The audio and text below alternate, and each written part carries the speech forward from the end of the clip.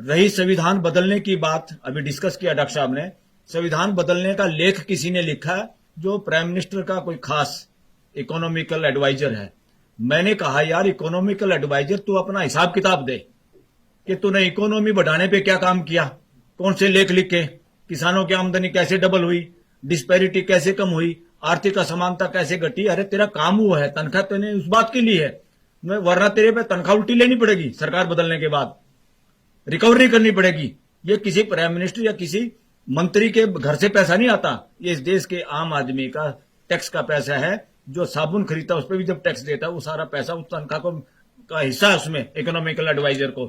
Economy की advice देना नहीं और तुम चले संविधान को बदलने। संविधान का एबीसी तुम्हें पता नहीं। संविधान में अमेंडमेंट करो ना, डंके की चोट पे डिस्कस करो। और डिस्कस करना, अमेंडमेंट करना मेजोरिटी के आधार पर नहीं होता। घर में कोई सोचे ना कि हम 5 आदमी हैं, मियां बीबी और बड़ा बेटा साथ हैं, जो मर्जी घर में करें, 2 जो छोटे बच्चे ना वो लठ मारेंगे गिर के। क्योंकि you have to decide after consultation with all. घर के सब लोगों की सलाह जरूर लेनी होगी, बाद में आप वोटिंग करवा सकते हैं। Voting is not democracy, majority is not the name of democracy. सबसे पहले हर मुद्दे को देश के सामने, पूरी पार्लियामेंट के सामने सबको डिबेट में हिस्सा लेने का मौका दोगे। ये कैसा समय आ गया है, तुम माइक बंद करने लगे हो लोगों का। पूरा देश देखता है। ये बात उसमें नहीं जाते हम कौन पार्टी का राज है किसका नहीं है। देश में लगातार शासन मानसिकता बढ़ती जा रही है। उसका मतलब है जो आदमी एक बार बन जाता है वो सोचता मैं जो कह रहा हूं वही चलना चाहिए। अरे डेमोक्रेसी में शासन नहीं चलता। इंडियन कॉन्स्टिट्यूशन व्यवस्था की बात करता है, और व्यवस्था के लिए इन महापुरुषों का जो हमने आज वो किया है, ये व्यवस्था लाने के मोड में थे। ये लोगों के विचार थे कि हर आदमी को कैसे एम्पावर किया जाए, उसको भी इस देश के 140 करोड़ पारिवारिक मुद्दों में कैसे शामिल किया जाए, लगातार कैसे भागीदारी हो। रिजर्वेशन इस देश में सिस्टम में भागीदारी का नाम है, क्योंकि समाज के सभी अंग स्वस्थ तभी रहते हैं जब हर जगह खून की सप्लाई भी सही होती रही, ऑक्सीजन की सप्लाई होती रही। तो समाज के सभी वर्गों का प्रशासन में, शासन में, व्यवस्था में हिस्सेदारी होने से क्या है, पूरा देश उसमें अपनापन ढूंढता है और अपनेपन के साथ लोग सामूहिक तौर पर और इकट्ठे साथ साथ चलते हैं और ग्रोथ करते हैं। इसलिए रिजर्वेशन को खाली नौकरी का और ये टैलेंट से जुड़ा हुआ, कुछ लोगों ने देश में बहुत ये भ्रम फैलाया कि रिजर्वेशन में तो क्या है, पढ़े लिखों का हक मारा जाता है। जिसको रिजर्वेशन मिला या जिसको रिजर्वेशन भी नहीं मिला वो शिक्षा के नजदीक पहुंच गया किसी भी तरीके से। हर बच्चे ने, जिसको रिजर्व कैटेगरी भी कहते हैं लोग, उनके बच्चों ने वो कमाल किया कि वो जनरल कैटेगरी के बच्चों से भी ज्यादा नंबर लेके अब नौकरियां पाते हैं। इसे ये साबित हो गया कि ये भ्रम जो फैलाया जा रहा था समाज में कि रिजर्वेशन के सारे ही अच्छे पढ़े लिखे लोगों का या जो सही समझदार हैं इस देश में उनका हक मारा जा रहा है, ये नॉनसेंस, इससे बड़ी कोई नॉनसेंस नहीं थी और वो भ्रम दूर हो गया देश का। रिजर्वेशन एक भागीदारी है। अगर भागीदारी ट्रांसपेरेंसी के साथ वैसे ही हो जाए देश में तो किसी को रिजर्वेशन की क्या जरूरत है। ये रिजर्वेशन की मांग भी तब तक है क्योंकि समाज ये फील करता है कि पूरे समाज की भागीदारी नहीं है। घर में भी सबकी भागीदारी ना हो तो घर में भी झगड़ा होता है। तो भागीदारी सुनिश्चित करना का रास्ता रिजर्वेशन है। ये एक पॉजिटिव रास्ता है फिलहाल, जब तक समाज में वो ट्रांसपेरेंसी व उस तरह की व्यवस्था स्थापित नहीं हो जाती कि जब जो चाहे उसको ट्रांसपेरेंसी के आधार पे, योग्यता के आधार पे और सबकी भागीदारी हो, सब अपनापन फील कर सकें इस व्यवस्था में देश की, तब तक ये रिजर्वेशन एक बहुत बड़ा सही माध्यम और साधन है सभी की भागीदारी को सुनिश्चित करने का, जिसमें अभी भी गड़बड़ है। गड़बड़ इसलिए है क्योंकि अगर आप बैकवर्ड जिन लोगों को मानते हैं और उसके आधार पे, आर्थिक आधार पे या बैकवर्डनेस के आधार पे या सोशली बैकवर्डनेस के आधार पे रिजर्वेशन का जो प्रोविजन है कॉन्स्टिट्यूशन में, तो बैकवर्ड्स कितने लोग हैं वो भी पता होना चाहिए। इस देश में तो झगड़ा इसी बात का चल रहा है कि उनकी गिनती हो या ना हो। स्टेट गिनती कराना चाहते हैं, सेंटर कहते हैं तो हमारा अधिकार, हम कराएं या ना कराएं। इस तरह से ये सब साबित होता है कि देश में ट्रांसपेरेंसी नहीं, नीयत खराब है लोगों की और वो नीयत ठीक करने की जरूरत है। वो जिम्मेवारी उन लोगों की नहीं है खाली जिनको कुछ फायदा हो रहा है, उन लोगों का भी बोलने की ड्यूटी है। आज जिनको लगता है मुझे फायदा हो रहा है चुप रहूं, तो कल को उस बात का नुकसान उनको भी उठाना पड़ता है। जब रिजेंटमेंट होती है सोसाइटी में तो उसका नुकसान किस किस को होता किसी को पता नहीं। इसलिए हमेशा राइट बात के हक में खड़ा होने की duty, it is a fundamental duty of each and every citizen of India. अगर हम उस वक्त नहीं बोलते तो जब गलत कब समाज में होता है तब उसमें हमारी खुद की जिम्मेदारी होती है, किसी और की नहीं। लेजिस्लेचर जिसका काम है कानून बनाना संविधान के अनुरूप, कार्यपालिका जिसमें प्राइम मिनिस्टर से लेके he is the chief executive officer और सारे मंत्री और सारा नीचे की bureaucracy. Number third, judicial system, judiciary. अब हो क्या रहा है, पार्लियामेंट में जो लोग हैं उनके ध्यान में ये लगातार रहता नहीं, शायद उनको पता भी नहीं, बहुत सारे लोगों को उसमें मनन मंथन चलता नहीं। जिस हिसाब से जनप्रतिनिधि चुने जाते हैं उसमें जुगाड़ करके सारा काम हो रहा है पूरे हर पॉलिटिकल पार्टी में। किसके बदले में कौन जीत सकता है, कौन किस कास्ट के वोट ले सकता है, कौन किस जाति के वोट ले सकता है। इसलिए उसमें आदमी गलत सलत कुछ भी हो चलता है, और वो गलत सलत आदमी प्रतिनिधि चुन तो जाते हैं, हमारे यहाँ चुनाव का जो भी तरीका है नो प्रॉब्लम, मगर उनके जहन में इस देश के संविधान को पूरा तो उनको पता ही नहीं ज्यादातर को। मगर उनको प्रियम्बल भी अगर याद है कि हम इस काम के लिए आए हुए हैं, जो प्रियम्बल में प्रस्तावना में जो इंडियन कॉन्स्टिट्यूशन में लक्ष्य रखा हुआ पूरे देश के लिए, पूरे देश की जनता को क्या चाहिए, पूरे देश की जनता के लिए किस तरह की व्यवस्था चाहिए, उसमें सारे न्याय की, बंधुता की, इक्वलिटी की सारी बातें हैं। अब उसमें जुडिशरी पे भी क्वेश्चन मार्क है। वो क्या क्वेश्चन मार्क है? हाई कोर्ट और सुप्रीम कोर्ट को सुओ मोटो पावर है। लोगों के फंडामेंटल राइट की सुरक्षा की गारंटी देना और संविधान को बचाना इन लोगों का काम है। ये लोग कितना काम कर रहे हैं? मैं ओपन मन से इस बात को कहता हूं, बार बार अंदर सुप्रीम कोर्ट में भी कहता हूं, 5% काम किया है। इनके 100 में से 5 नंबर है अभी तक। 75-80 साल इस देश को आजाद हो गए हैं और ये जुडिशियल सिस्टम पहले से चला आ रहा है। रिट जुरिडिक्शन जितना इन लोगों के पास है, उसके बावजूद भी क्या हो रहा है, ये काम क्यों नहीं कर पा रहे? उस प्रियम्बल में जो लिखा हुआ उसके अनुरूप रिजल्ट क्यों नहीं हो रहा? देश में अनइक्वलिटी बढ़ी है कि कम हुई है? इक्वलिटी की हम बात करते हैं, भाईचारा ज्यादा हुआ या कम हुआ है? अरे लिटरेसी तो बढ़ गई, मगर बाकी चीजें कहां पहुंची? कर लिटरेसी का मीनिंग क्या है?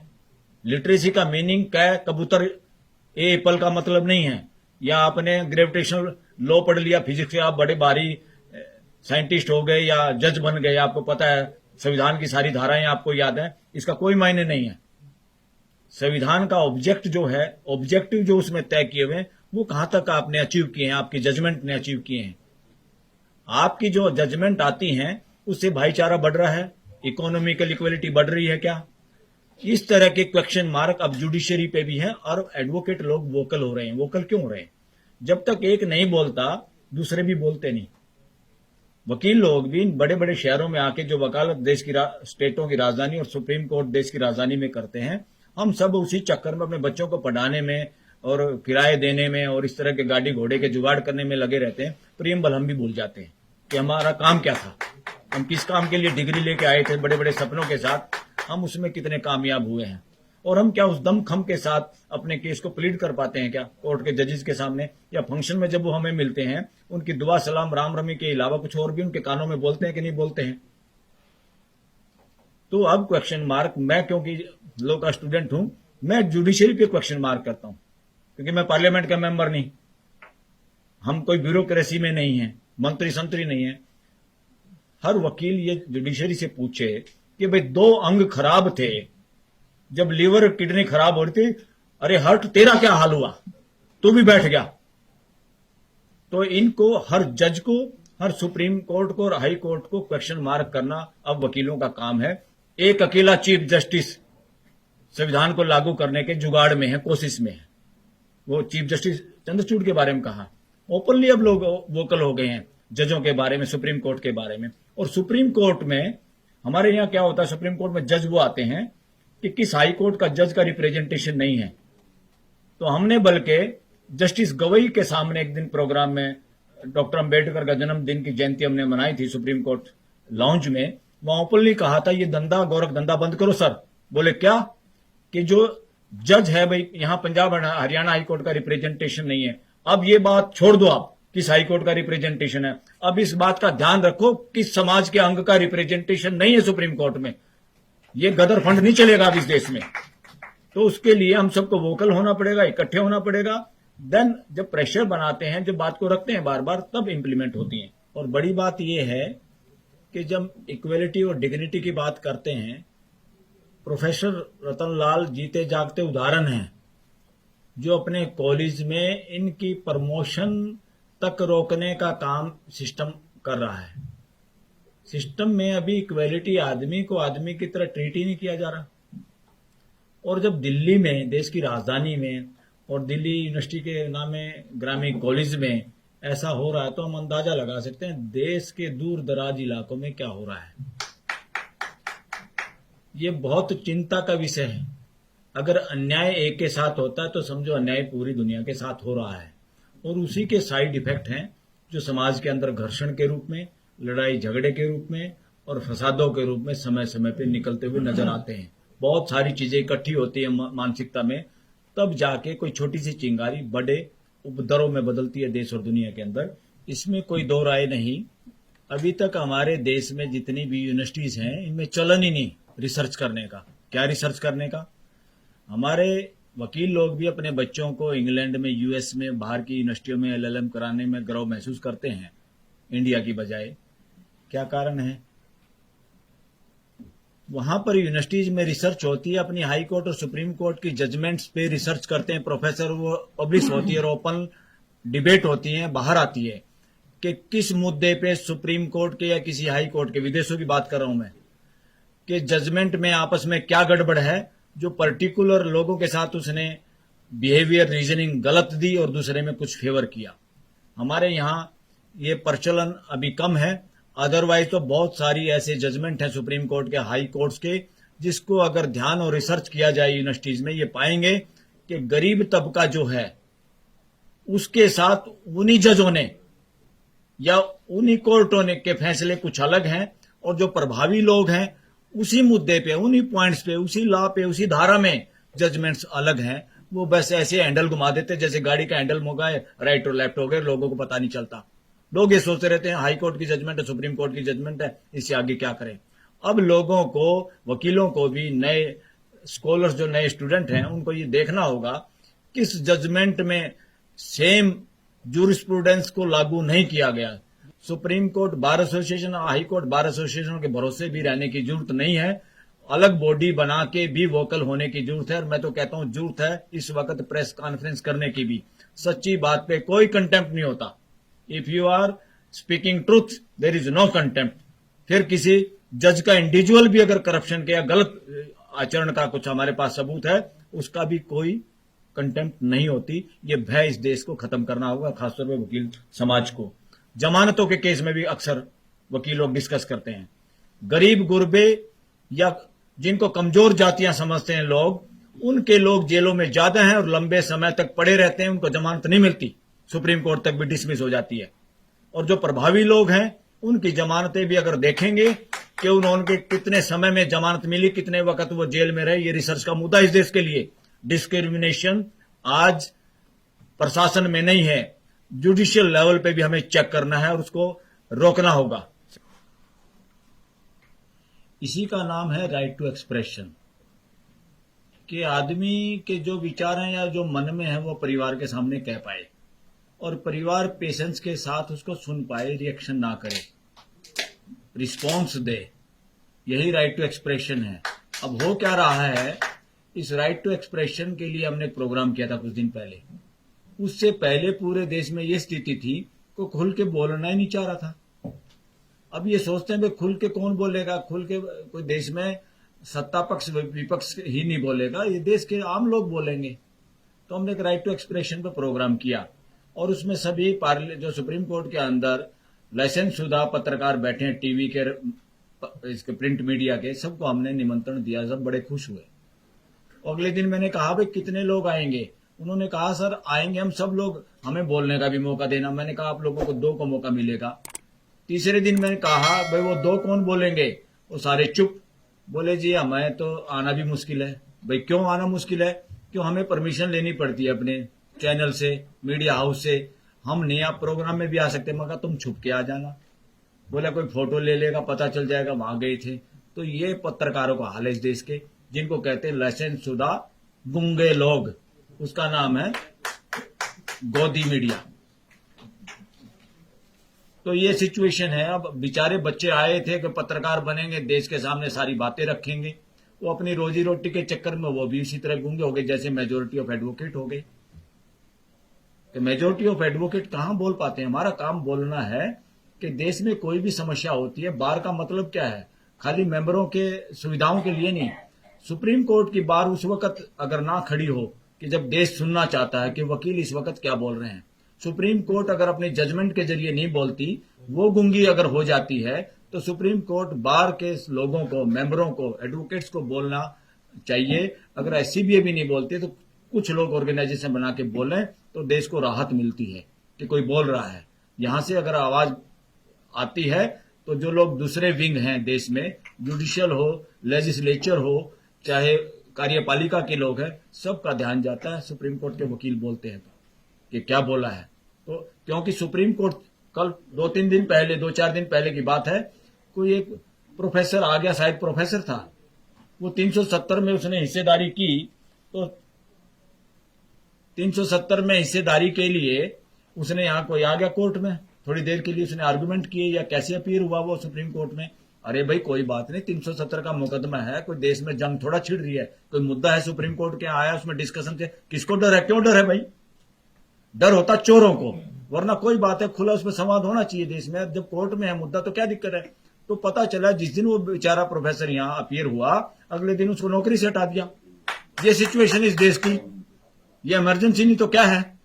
वो तो शुक्र है सुप्रीम कोर्ट के चीफ जस्टिस में जो है उनकी रीढ़ की हड्डी में थोड़ा दम है, उन्होंने जिक्र किया अटॉर्नी जनरल को भी, सॉलिसिटर जनरल को भी। क्या हुआ, तो उन्होंने जब जिक्र किया तो चुपचाप जाके उसको अगले दिन रिस्टेट किया। ये तो सुप्रीम कोर्ट का चीफ जस्टिस करता है। अरे ये काम तो वकीलों को भी करना चाहिए था। पाकिस्तान को हम अपने से बैकवर्ड देश बताते हैं, पाकिस्तान का चीफ जस्टिस को वहां की सरकार हटा देती है, हटाने के बाद सारे देश के वकील सड़क पे आ जाते हैं, और हटा हुआ चीफ जस्टिस इस देश में, इस पूरे ग्लोब पे, धरती पे को भी दोबारा नहीं लगा, वो पाकिस्तान में लगा। हटाया हुआ चीफ जस्टिस दोबारा गद्दी पे बैठा लोगों के प्रेशर की वजह से। तो बताओ डेमोक्रेसी हमारे से ज्यादा कहां है? पाकिस्तान में है नहीं क्या? उसको हम ऐसे बदनाम करें। जिसकी पड़ोसी से नहीं बनती उसकी किसी से नहीं बनती। It is a fundamental duty of each and every human being. अगर हम घर में हैं, अगर हमारी पड़ोस में नहीं बनती तो हमारे अंदर कमी है। तो बार बार ये चिल्लाने से फलाना देश बुरा, फलाना आदमी बुरा, ये वो लोग करते हैं जिनके पास सॉल्यूशन नहीं है, संवाद नहीं है, हिम्मत नहीं है, जिनका हिडन एजेंडा है। वरना पड़ोसी का क्या बुरा, कुछ उसकी मान लो, कुछ अपनी मनवा लो, संवाद होगा तो सब कुछ हल होगा। वो सर एक और बात कहते थे चौधरी छोटू राम लोगों को भाषण देते वक्त कि मंडी और फंडी से बचो। मैं आपको बताना चाहता हूं उसका मतलब क्या है। फंडी का मतलब उनका था जो आस्था के नाम पे आप लोगों को दास बनाते हैं, जो उसका लॉजिकल आंसर नहीं देते या उसके आंसर देने से भागते हैं। जो लोग ये कहते हैं जो हम कह रहे हैं वो मान लो, उनका नाम उन्होंने रखा, उस वर्ग का नाम रखा फंडी। फंडी मतलब आस्थाओं को चुपचाप मान लो, और जबकि आदमी मानने वाली चीज नहीं है, आदमी समझ के मानने वाली चीज है अस्तित्व में। यही संघर्ष चलता रहा। उन्होंने एक बड़ी बात कही, और मेरा अपना निजी शोध ये है कि जहां जहां आस्थाएं लगातार जारी हैं, यानी फंड जारी है, यानी उस फंड को बढ़ावा देने वाले फंडी लोग अभी हैं, तो वहां पे मंडी हावी है, यानी कैपिटलिज्म हावी है। क्योंकि आस्था लोगों को दास बनाती है, और जहां जहां पूरी दुनिया में नजर मारो, जहां जहां आस्थाओं का ठोर ठिकाने मजबूत हैं, वहीं पे कैपिटलिज्म हावी है। क्यों? आस्था सिखाती है कि कोई ऐसा है, आपके कर्म ऐसे, इसलिए आप तो भुगतो ऐसे ही। वो बराबरी का दर्जा ही नहीं देने देती, बराबरी का कॉन्फिडेंस क्रिएट नहीं होने देती। आस्था इस बीमारी का नाम है। आस्था एक दास्ता है, और आस्था से जहां जहां आदमी निकलता है वो कैपिटलिज्म का मुकाबला करता है, यानी उसके बीमारी को भी समझता है। ये दोनों सिक्के के पहलू हैं, मंडी और फंडी, आस्था और कैपिटलिज्म।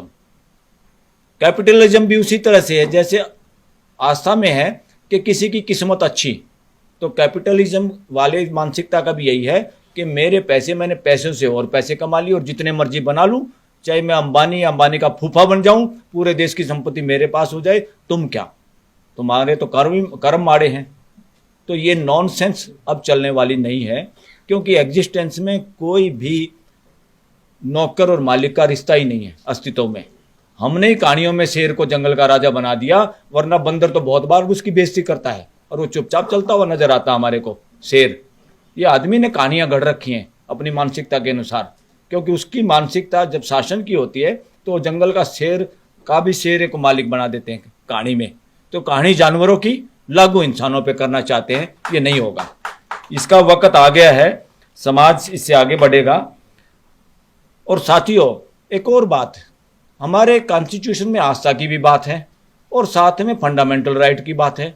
अरे फंडामेंटल राइट मेरा स्पीकिंग का, एक्सप्रेशन का है, तो मेरा ये कहना है कि फंडामेंटल राइट टू एक्सप्रेस बड़ा है तुम्हारी आस्था से। अगर तुम्हारी आस्था मेरी टांग बांधती है तो तुम्हारी आस्था को लात मारते हैं हम, तुम्हारे को जवाब देना पड़ेगा। तुम्हारी आस्था किस पे डिपेंड करती है, बताओ, प्रश्नों का उत्तर दो। आज मेरा बच्चा कुछ बात पूछता है, मेरा बच्चा पूछता है मेरे से, ये लाइव बात कर रहा हूं मैं अपने घर की, कि पापा गीता में तो ये लिखा है, श्री कृष्ण के मुख से ये कहलवाया गया है किताब में कि मैंने ही 4 वर्ण बनाए हैं, यानी ब्राह्मण, क्षत्रिय, वैश्य, शूद्र। बोला पापा SC ST तो अछूत थे, वो किसी वर्ण में नहीं आते, तो या तो कृष्ण झूठा या कृष्ण नकली, जवाब दो। और मैंने आंसर दिया, बेटा ये कृष्ण भी झूठा, ये गीता भी झूठी। क्योंकि जब या तो कृष्ण बेवकूफ नहीं हो सकता, इसका प्रश्न ये घर में चर्चा का विषय है, ये कोई आस्था के नाम पे चुप रहने की बात नहीं है। आप लोगों के चेहरों पर, जबान पर लगाम नहीं लगा सकते। आस्था बहुत छोटी चीज है हमारे फंडामेंटल राइट के आगे, और आस्था को हमने कुचलना होगा फंडामेंटल राइट टू एक्सप्रेशन के द्वारा, और देश और दुनिया को तभी आगे बढ़ पाएगी। आस्था इतने सालों से, हजारों साल से बेवकूफ बना सकती है कोई आस्था? We have to test logically, reasoning के साथ। हमें हमारी किताब हमारे बुजुर्गों ने लिखी, उन पे हम कोई लाछ नहीं लगाना चाहते। क्या वक्त था, कैसे लिखी, क्यों लिखी, नो प्रॉब्लम। हम प्रेजेंट की बात करते हैं, क्या प्रेजेंट सिनेरियो में वो लागू होती है? लागू करे तो झगड़ा होता है, झगड़ा चाहिए क्या? समानता चाहिए कि नहीं चाहिए? और हिसाब लेना पड़ेगा आस्थाओं से, रिलीजियस बुक से, रिलीजियस लीडर से, रिलीजियस स्थानों से, कि बताओ 700 करोड़ को जोड़ने के लिए तुमने क्या काम किया, क्या प्लान है तुम्हारे पास? 700 करोड़ लोग तुम्हारे इन घरों में घुस नहीं सकते, तुमने अलग अलग लोगों के लिए घर बना लिए। मानव जाति ऐसा नहीं चाहती। और साथियों, मानव जाति का एग्जिस्टेंस में अगर रिलीजन कोई है, वो एक व्यवस्था है, अस्तित्व में व्यवस्था है, सबके लिए, सब उसको समझ सकते हैं। हमें तो सिर्फ व्यवस्था, उस अस्तित्व की व्यवस्था के अनुरूप जीना भर है, इससे बड़ा कोई काम मानव जाति का नहीं है। अब व्यवस्था के अनुसार नहीं जी रहे, इसलिए तो पॉल्यूशन है, लड़ाई हो रही पॉलिटिकली। पूंजीपति राज्यसभा लोकसभा में पहुंच रहे हैं और उनको चाहिए जंगलों का अंदर दबी हुई खदानें।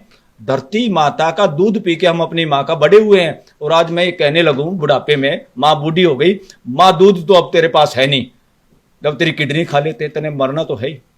तो धरती के साथ वो सिचुएशन कर रही है मानव जाति, और ये सारी सुप्रीम कोर्ट और सारे ह्यूमन राइट कमीशन दुनिया के चुपचाप मुक्त दर्शक बन के खड़े हुए हैं, नकली हैं, रबड़ स्टैंप हैं, नाम के नौकरियां कर रहे हैं, नाम रख रखा है ह्यूमन कमीशन के चेयरमैन। ह्यूमन राइट को समझते नहीं, घर में ह्यूमन राइट को लागू नहीं करते।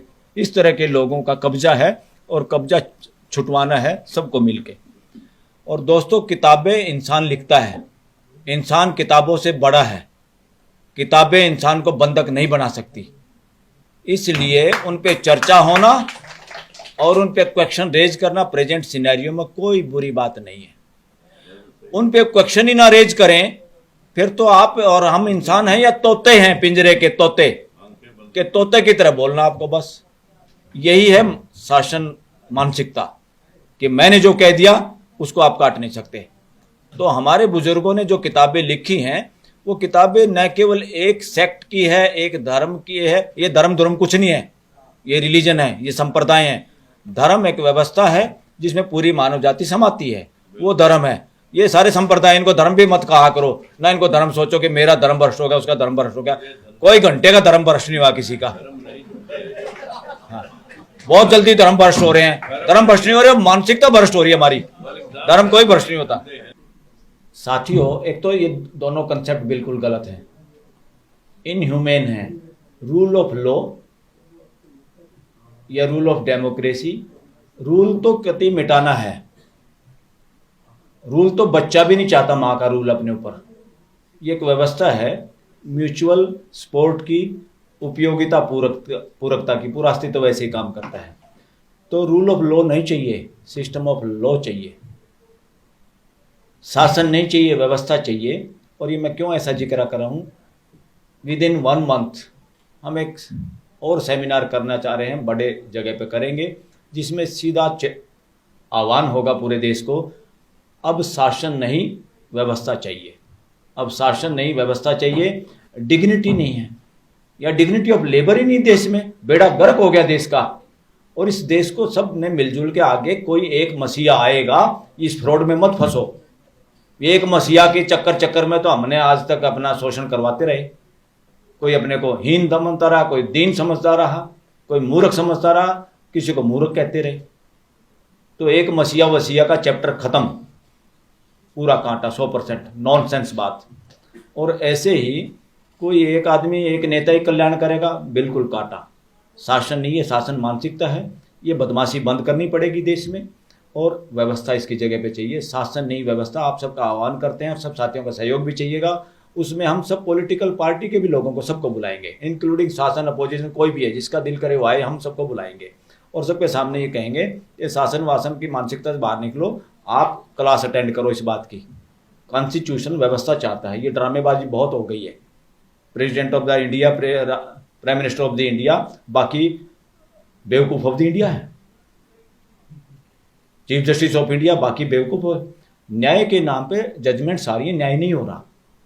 यहां पे क्या हो रहा है, जजमेंट आ रही है, 2 पड़ोसियों का झगड़ा हुआ, एक के पक्ष में फैसला आ गया, दूसरी अदालत में उल्टा हो गया, तीसरी में फिर कुछ और हो गया। सुप्रीम कोर्ट तो आते आते वो मुकदमे लड़ने वाले बूढ़े हो गए, कुछ तो मर गए।